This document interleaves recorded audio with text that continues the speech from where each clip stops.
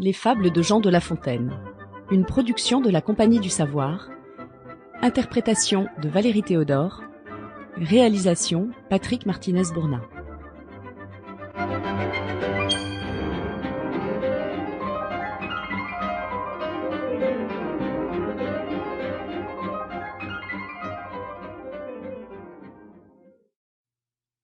La cigale et la fourmi. La cigale, ayant chanté tout l'été, se trouva fort dépourvue quand la bise fut venue. Pas un seul petit morceau de mouche ou de vermisseau. Elle alla crier famine chez la fourmi sa voisine, la priant de lui prêter quelques grains pour subsister jusqu'à la saison nouvelle. « Je vous paierai, lui dit-elle, avant l'août, foi d'animal. Intérêt est principal. » La fourmi n'est pas prêteuse, c'est là son moindre défaut. « Que faisiez-vous au temps chaud ?» dit-elle à cette emprunteuse. « Nuit et jour, à tout venant, je chantais, ne vous déplaise. »« Vous chantiez ? J'en suis fort aise. Eh bien, dansez maintenant. » Le corbeau et le renard. Maître Corbeau, sur un arbre perché, tenait en son bec un fromage. Maître Renard, par l'odeur alléchée, lui tint à peu près ce langage. « Eh, bonjour, monsieur du Corbeau. Que vous êtes joli, que vous me semblez beau.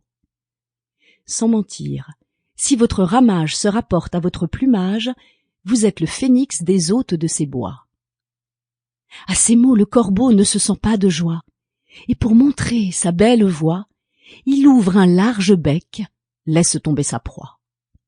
Le renard s'en saisit et dit « Mon bon monsieur, apprenez que tout flatteur vit aux dépens de celui qui l'écoute. Cette leçon vaut bien un fromage, sans doute. » Le corbeau, honteux et confus, jura, mais un peu tard, qu'on ne l'y prendrait plus.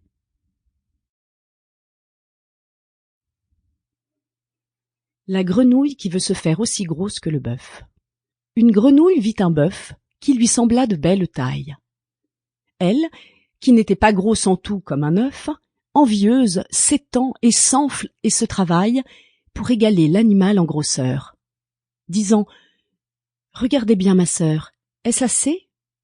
Dites-moi, n'y suis-je point encore ? » « Nenni. »« M'y voici donc ? » ?»« Point du tout. »« M'y voilà ? » ?»« Vous n'en approchez point. » La chétive pécore s'enfla si bien qu'elle creva. Le monde est plein de gens qui ne sont pas plus sages. Tout bourgeois veut bâtir comme les grands seigneurs. Tout petit prince a des ambassadeurs. Tout marquis veut avoir des pages.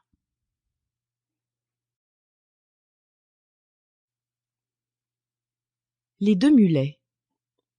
Deux mulets cheminaient, l'un d'avoine chargé, l'autre portant l'argent de la gabelle. Celui-ci, glorieux d'une charge si belle, n'eût voulu pour beaucoup en être soulagé.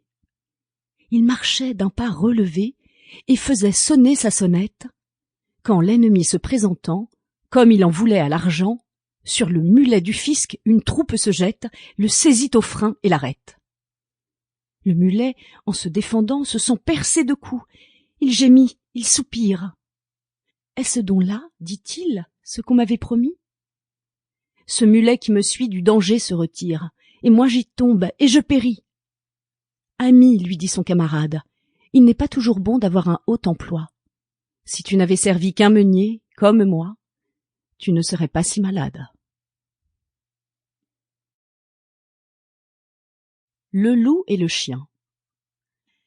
Un loup n'avait que les os et la peau, tant les chiens faisaient bonne garde. Ce loup rencontre un dogue aussi puissant que beau, gras, poli, qui s'était fourvoyé par mégarde. L'attaquer, le mettre en quartier, Sire Loup l'eût fait volontiers. Mais il fallait livrer bataille, et le matin était de taille à se défendre hardiment. Le loup donc l'aborde humblement, entre en propos et lui fait compliment sur son embonpoint qu'il admire. Il ne tiendra qu'à vous. Sample complete. Ready to continue?